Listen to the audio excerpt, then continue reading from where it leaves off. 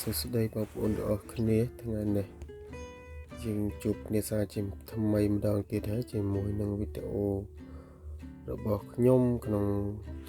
ជីវិតយើងរស់នៅជាពលករ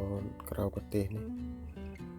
គឺយើងចេញពីធ្វើការមកថ្ងៃចុងសប្តាហ៍មានតាណាទេបងប្អូនមានតែតម៉ាតដើម្បីទិញម្ហូបអាហារមកទុកត្រៀមទុកហូបប្រចាំថ្ងៃឲ្យរួចមួយអាទិត្យណាបងប្អូនចឹងឥឡូវថ្ងៃនេះថ្ងៃសៅរ៍កន្លែងខ្ញុំធ្វើការតែមកព្រឹកទេ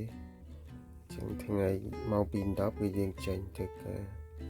ឥឡូវចេញពីធ្វើការមកមិនតាន់ទេគឺ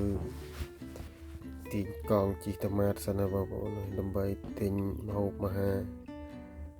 ដូចជាសម្ភារៈប្រើប្រាស់ខ្លះទុកប្រើប្រាស់ប្រចាំថ្ងៃក៏ដូចជានំនេកអាហារសម្រន់ឲ្យយើងទិញទុកហូបប្រចាំថ្ងៃពេលចេញទៅធ្វើការមកអញ្ចឹងហើយយើងធ្វើការពេញមួយថ្ងៃយើងចេញមកផ្ទះវិញគឺហេវហត់អស់កម្លាំងអញ្ចឹងយើងត្រូវការមានរបស់បើកម្លាំងខ្លះដើម្បីមានកម្លាំងធ្វើការថ្ងៃបន្តទៀតអញ្ចឹងបងប្អូននេះជាផ្លូវកាត់ជាការកាត់ដឿងហែមផ្លូវគៀនផ្ទះខ្ញុំគឺយើងអត់ទៅកាត់ផ្លូវធំទេព្រោះផ្លូវធំវាឡានម៉ូតូច្រើនជីកអត់កើតទេយើងមានតែផ្លូវកាត់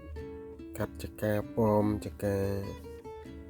ស្អីខ្លះគេដាំតាមផ្លូវរហូតផ្លូវស្រុកគេស្រួលបងប្អូនចង់ប្រឡោះកលៀតណាក៏មានផ្លូវកស៊ូផ្លូវបេតុងជីដែរគឺអត់ពិបាកផ្លូវស្រុកគេស្អាតគេធ្វើចូលចការសូម្បីតែចូលវាស្រែគេក៏សិតតែចាក់បេតុងហើយបងប្អូន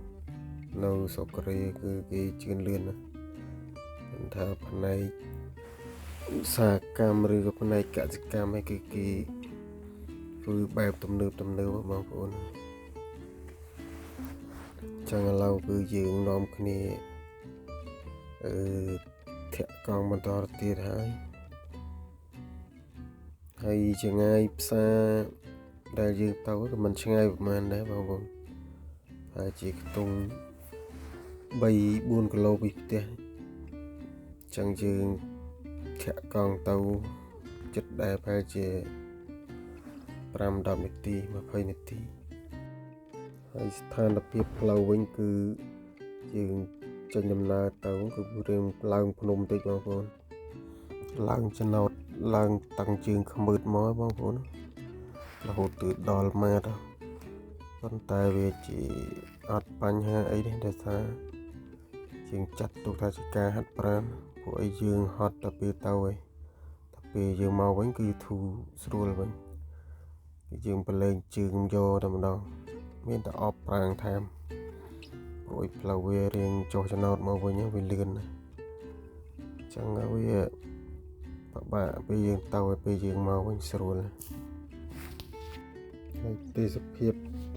តាមដងផ្លូវក៏មិនសូវស្រស់ស្អាតប្រហែលដែរបងប្អូនក្នុងខែនេះព្រោះឥឡូវនេះនៅក្នុងខែត្រជាក់ឡើយវាមិនទាន់ផុតខែត្រជាក់អញ្ចឹងវាមិនទាន់មានដើមឈើឬក៏ស្លឹកឈើអីដុះលូតលាស់មកចេញពណ៌ខៀវខ្ចីអីទេតើតែចូលខែក្តៅអាកាសធាតុលែងត្រជាក់បានគេចាប់ផ្ដើមដាំដំណាំក៏ដូចជាធ្វើស្រែធ្វើស្រូវអីដូចតែយើងដែរចឹងបងប្អូននេះគឺពិសិដ្ឋវាស្រែគេនេះអមផ្លូវគឺគេធ្វើស្រែគេអត់ចោលដីទេហើយដីគេតនីគិនផ្ទះគេអត់ចោលទេគេដាំដំណាំដូចជាខ្ទឹមដូចជាម្ទេសអីផ្សេងចឹងគេអត់ទុកដីចោលទេបងប្អូនព្រោះមកបានលក់ក៏គេក្រាន់ហូបខ្លួនគេចឹងណាហើយ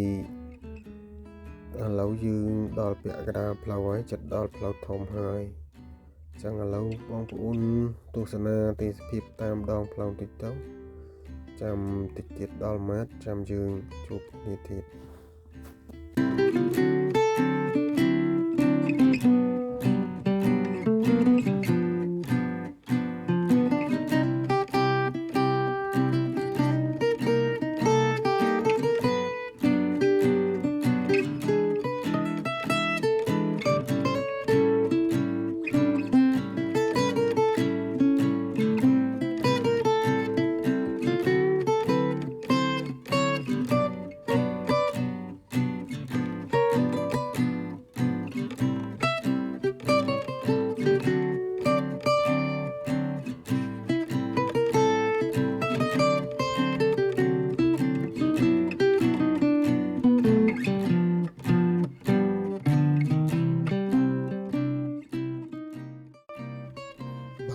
ឡូវយើងមកដល់ផ្លូវធំហើយ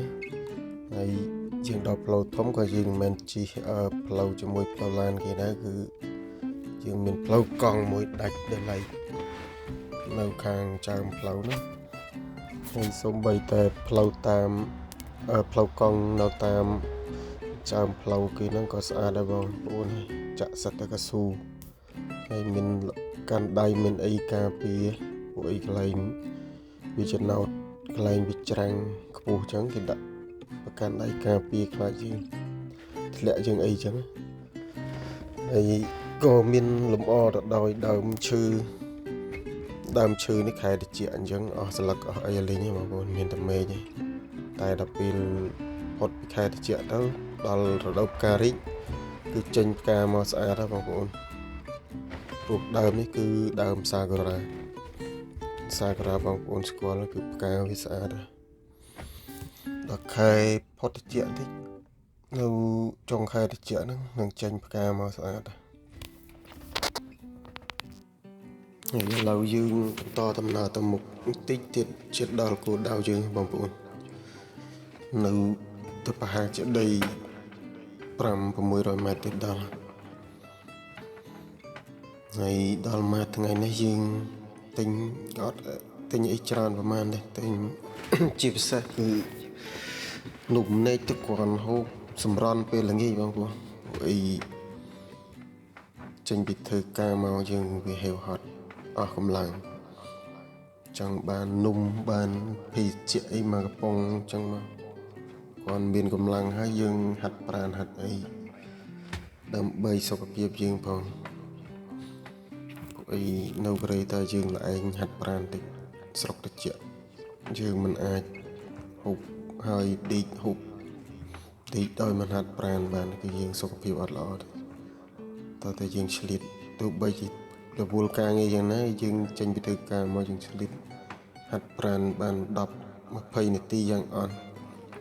មានពេលយ៉ាងនេះយើងហាត់ឲ្យយូរតិចទៅដើម្បីសុខភាពរបស់យើងពួកអីនៅយើងធ្វើការឲ្យគេនៅឆ្ងាយផ្ទះបងប្អូនតើយើងថែទាំសុខភាពបន្តិច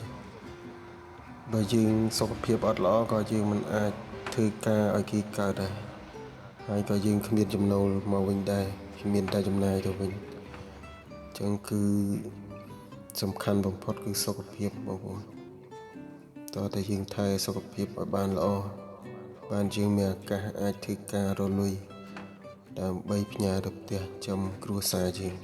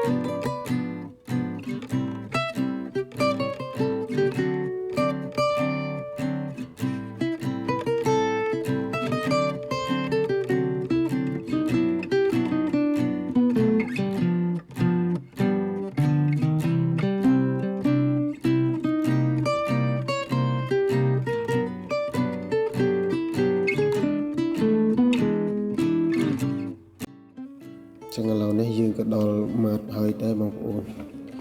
ហើយវីដេអូយើងក៏មកដល់ទីបញ្ចប់ផងដែរចឹងសូមជម្រាបលាបងប្អូនទាំងអស់គ្នាត្រឹមនឹងសិនហើយយើងនឹងជួបគ្នានៅវីដេអូក្រោយទៀតខ្ញុំនឹងធ្វើវីដេអូចែករំលែកទៅដល់បងប្អូនពីជីវិតរស់នៅក្នុងប្រទេសកូរ៉េនេះជាពលករចឹងជម្រាបលាសិនហើយបងប្អូនបាយបាយ